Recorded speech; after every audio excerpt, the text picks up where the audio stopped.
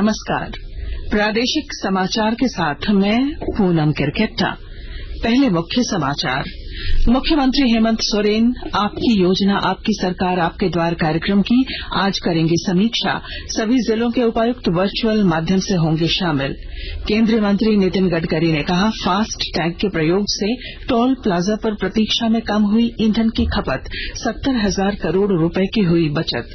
राजधानी रांची सहित राज्यभर में घूरती रथ यात्रा और बकरीद कल। विधि व्यवस्था को लेकर उपायुक्त राहुल सिधानी की बैठक, दंडाधिकारियों की हुई प्रतिनियुक्ति। और दक्षिण कोरिया के बुसान में चल रही एशियाई कबड्डी चैंपियनशिप में आज जापान से होगा भारत का मुकाबला। और अब समाचार विस्तार से। मुख्यमंत्री हेमंत सोरेन आज आपकी योजना आपकी सरकार आपके द्वार कार्यक्रम की समीक्षा करेंगे।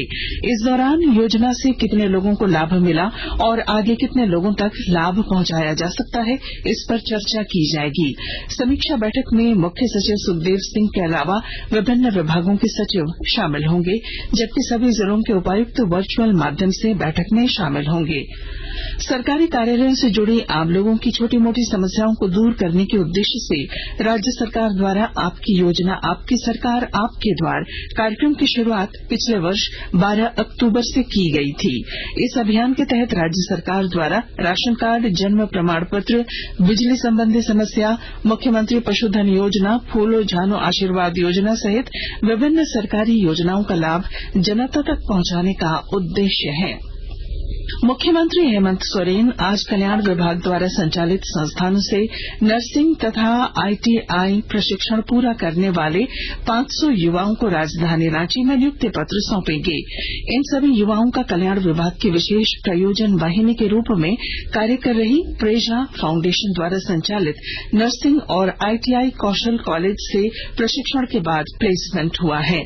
नियुक्ति पत्र वितरण समारोह में कल्याण विभाग के मंत्री चंपई सोरेन, अल्पसंख्यक कल्याण मंत्री हाफिजुल हसन भी शामिल होंगे।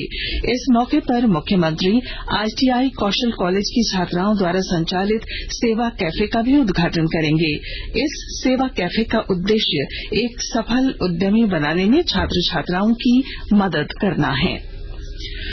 सड़क परिवहन और राजमार्ग मंत्री नितिन गडकरी ने कहा है कि फास्ट टैग के प्रयोग से 70,000 करोड़ रुपए की बचत हुई है।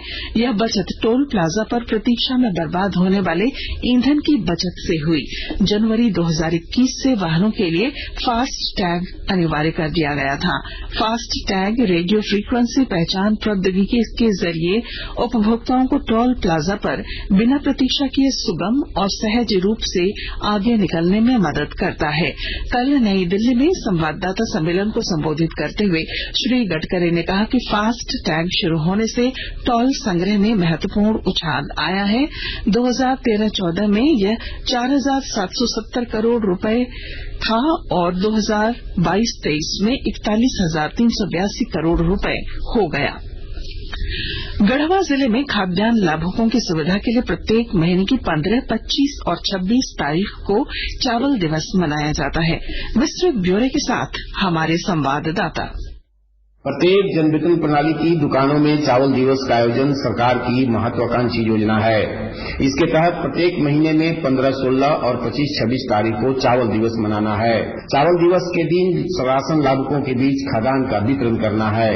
इसके निरीक्षण के लिए प्रत्येक पंचायत में एक पर्यवेक्षक की प्रतिनियुक्ति की गई है। उनके माध्यम से राशन कार्डधारियों को बताया जाता है कि वे चावल दिवस के रोज अपने जन वितरण प्रणाली की दुकान पर अवश्य जाएं और सरकार की इस महत्वाकांक्षी योजना का लाभ उठावें। बीते 2 दिनों में चावल दिवस के दौरान जन वितरण प्रणाली की दुकानों से गढ़वा जिले में 31,698 कार्डधारियों के बीच 6,33,974 किलो चावल का वितरण किया गया। विनोद कुमार पाठक, आकाशवाणी समाचार, गढ़वा। आकाशवाणी के ताजा तरीन समाचारों के लिए आप हमारी वेबसाइट newsonair.com पर लॉग ऑन कर सकते हैं। ताजा समाचार Twitter handle @AIR news alerts और Facebook page All India Radio News पर भी उपलब्ध है। आप प्रादेशिक समाचार एकांश के ट्विटर हैंडल @AIR News_Ranchi और फेसबुक, इंस्टाग्राम पेज तथा YouTube channel AIR news Ranchi पर भी हमारे बुलेटिन सुन सकते हैं। प्रादेशिक समाचार आप आकाशवाणी रांची से सुन रहे हैं। राजधानी रांची सहित राज्य भर में बकरीद और घुरती रथ यात्रा त्योहार कल मनाया जाएगा। इसे लेकर रांची में मजिस्ट्रेट और पुलिस बलों की तैनाती की गई है। रांची के उपायुक्त राहुल कुमार सिन्हा ने कल बैठक कर बकरीद पर विधि व्यवस्था दुरुस्त करने का निर्देश दिया।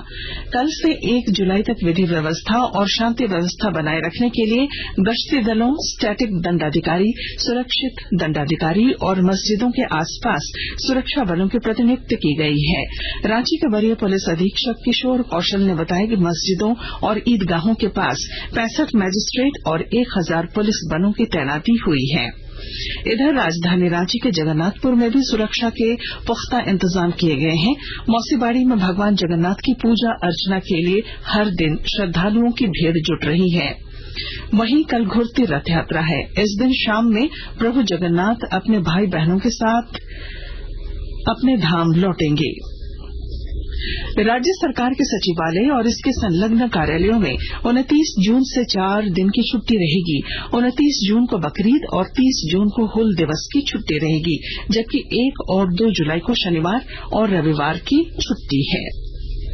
भारतीय सूचना सेवा के अवकाश प्राप्त अधिकारी और आकाशवाणी रांची के पूर्व समाचार संपादक राजेंद्र राय का आज नई दिल्ली में निधन हो गया। श्री राय 78 वर्ष के थे।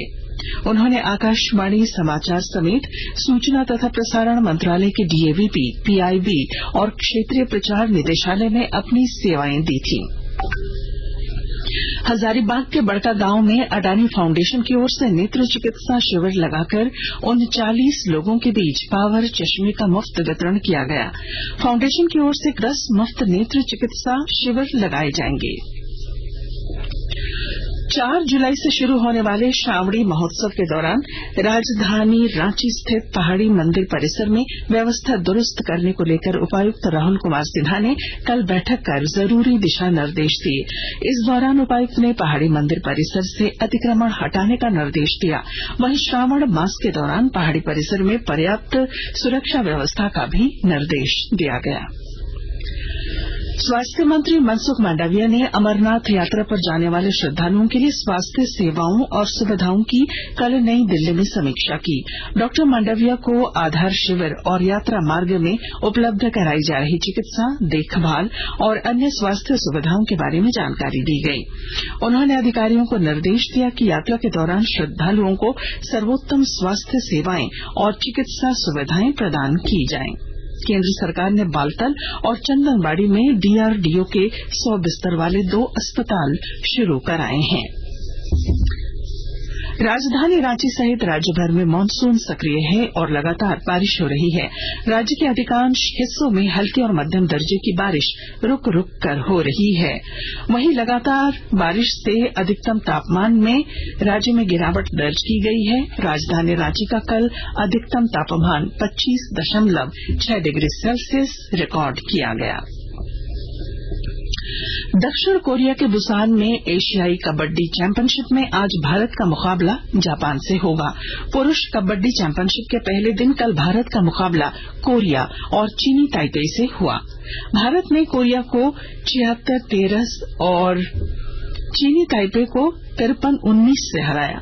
4 दिन की चैंपियनशिप में भारत, ईरान, कोरिया गणराज्य, जापान, चीनी ताइपे और हांगकांग सहित कुल 6 देश भाग ले रहे हैं। शीर्ष 2 टीमें शुक्रवार को फाइनल में खेलेंगी। और अब अंत में मुख्य समाचार एक बार फिर। मुख्यमंत्री हेमंत सोरेन आपकी योजना आपकी सरकार आपके द्वार कार्यक्रम की आज करेंगे समीक्षा। सभी जिलों के उपायुक्त वर्चुअल माध्यम से होंगे शामिल। केंद्रीय मंत्री नितिन गडकरी ने कहा, फास्ट टैग के प्रयोग से टोल प्लाजा पर प्रतीक्षा में कम हुई ईंधन की खपत, 70,000 करोड़ रुपए की हुई बचत। राजधानी रांची सहित राज्य में घुरती रथ यात्रा और बकरीद कल। और दक्षिण कोरिया के बुसान में चल रही एशियाई कबड्डी चैंपियनशिप में आज जापान से होगा भारत का मुकाबला। और इसके साथ ही आकाशवाणी रांची से प्रादेशिक समाचार का ये बुलेटिन समाप्त हुआ। नमस्कार।